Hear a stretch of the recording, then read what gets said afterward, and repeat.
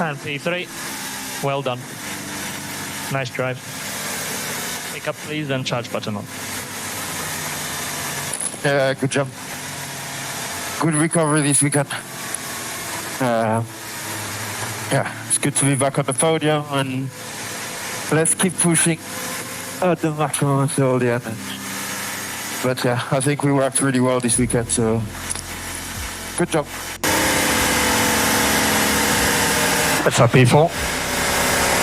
Wow. Yeah, something happened to my right front. I don't know what it is. And I lost a lot of front. Charge on. Copy it and look into it. And pick up please. That was a solid race. Good job. Yeah, great job, guys. Much better result this weekend. I didn't have the pace today, unfortunately, but really a big improvement. Good point to the team. Thanks so much for the hard work. Great stops. Keep pushing. Thank you, Luis. How is it possible that Ferrari, in full preparation for the 2026 car, managed to get on the podium at one of the most demanding circuits on the calendar? Was it a stroke of luck, or a sign that those from Maranello are coming back for everything? Ferrari arrived at the United States Grand Prix in Austin with an invisible but very concrete pressure, to demonstrate that despite the structural limitations of the SF25 project and the focus already focused on 2026, they still had the capacity to execute a solid weekend. It was a kind of silent test. It was not only about accumulating points, but also about recovering technical and operational credibility compared to its rivals. But the true sporting context was deeper than that. Ferrari had been alternating between promising performances and disastrous ones. They had missed podiums due to strategy errors, slow stops, or a performance window that seemed too narrow. Internally, the decision had already been made to transfer most of the technical resources to the development of the SF26, the car that must respond to the new 2026 regulations. In that sense, Austin became a kind of symbolic closing of the cycle for the SF25. The latest aerodynamic and suspension improvements brought to the American circuit were not an attempt to revolutionize the car, but rather to refine details, polish concepts, and above all, collect data applicable to the next season. Furthermore, the Austin GP coincided with a very delicate stage in the Constructors' Championship. Mercedes was on the prowl, and a bad result could cost Ferrari not only a position in the table, but also arguments before the board of directors about the viability of the current technical project. In this framework, each session of the weekend from free practice to the race was a key piece in a much broader narrative, that of a team that seeks to stop being an eternal promise and become a concrete reality. Ferrari doesn't just compete against its rivals. He competes against his history, against his ghosts, and against his own recent past of wasted opportunities.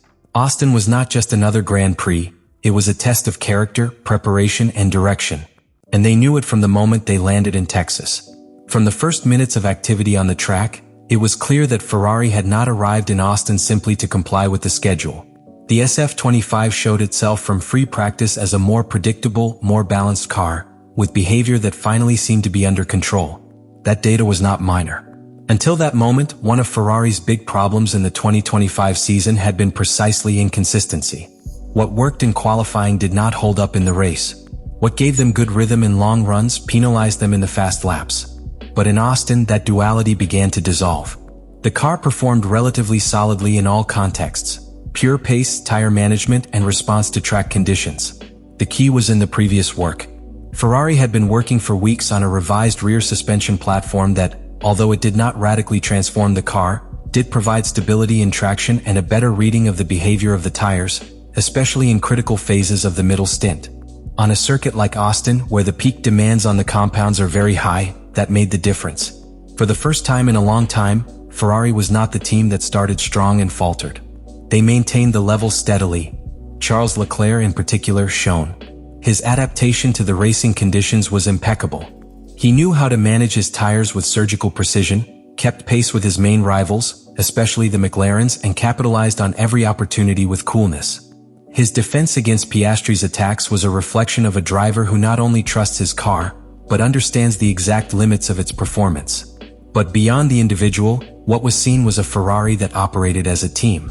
Strategy decisions were consistent, pit stops were clean, and radio messages revealed calm, planning and clarity.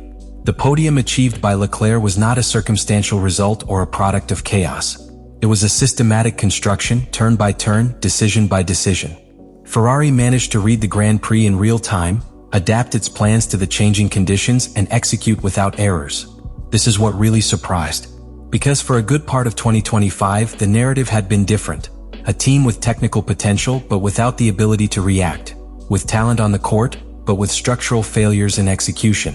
Lewis Hamilton, although he did not manage to get on the podium, also played an important role. His pace was competitive in different phases of the race, and although at times he was stuck in traffic, he knew how to stay close to the leading group. In terms of feel, Austin represented a clear step forward for the British driver. He no longer seemed to be fighting the car at every corner, but rather working with it. His post-race comments revealed a greater understanding of the SF25, a better general feeling, and above all, a growing confidence in Ferrari's technical project. In short, what happened in Austin was more than a good result. It was a validation of weeks of technical work, a reflection of operational maturity, and a clear sign that Ferrari can compete at the highest level when all its pieces align. It was not an isolated feat, but a declaration of intent. Because while the rest of the world is already looking towards 2026, Ferrari found something more valuable in Austin, a method that works. And in Formula One, that can be the beginning of everything. Charles Leclerc's podium in Austin wasn't just a pretty photo for weekend recaps. It was rather a profound technical indication that Ferrari is beginning to find a clear direction. Therefore, beyond what the stopwatch dictated, the true value of the result in the United States is in what it represents at a structural level. Ferrari not only managed to compete head-to-head with teams that have been more consistent throughout the season. He did so while managing the very complex transition between closing the cycle of the SF25 and already building the bases of the SF26, the car that must respond to the new challenges of the 2026 regulation.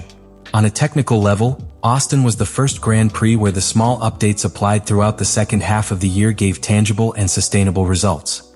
The refinement of the aerodynamic package, the adjustments to the flat bottom, the revision of the thermal management of the brakes, and the redesign of the rear suspension not only improved the consistency of the car.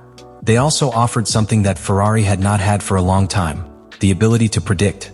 Knowing how the car was going to respond to the different compounds, how it was going to behave with different fuel levels, and what the real degradation was compared to the rivals. That type of information is key to future development. These are not small gains in tenths. It's about building knowledge, and Austin was a gold mine in that sense. That learning is golden for 2026, but it also sends a warning to the rest of the paddock. Ferrari has stopped improvising. The team no longer depends only on the talent of its drivers or a car that works by instinct. Now there is methodology behind each advance.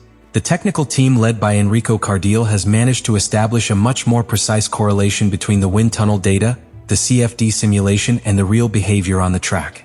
Austin confirmed that this correlation works. And that changes everything. Do you think this was just a one-off good weekend, or are we seeing the start of a true Ferrari rebirth?